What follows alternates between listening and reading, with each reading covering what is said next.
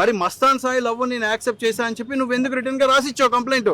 నువ్వు రాసిచ్చి అక్కడ అతని మీద అగాయిచ్చంతో అతనితో కంప్లైంట్లు పెట్టి అతను ఆగమాగం చేసి వచ్చి ఇప్పుడు రాస్తారని ఆగం చేస్తా అంటే మీరు ఏమైనా ఉమెన్ కార్డు ప్లే చేయొచ్చు.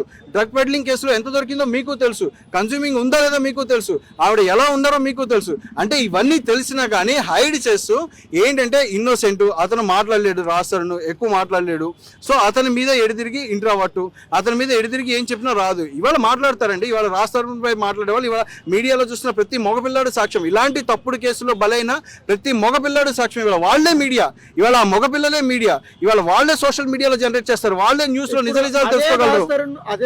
అదే శేఖర్ భాషతో మోసపోయినటువంటి మహిళల గురించి తీసుకురండి, మేము మాట్లాడతాం రండి. మీరు ఎవరు వచ్చారో, మీరు అదే ఆడపిల్లలు ఎవరు మోసపోయారో చూపించండి. ఇప్పుడు ఇదే ఆడపిల్ల మోసపోయిందని వచ్చారు కదా, మేము క్లియర్ కట్ ఎవిడెన్సెస్ మీ ముందు చూపించాం కదా, తీసుకురండి, సబ్మిట్ చేయమనండి.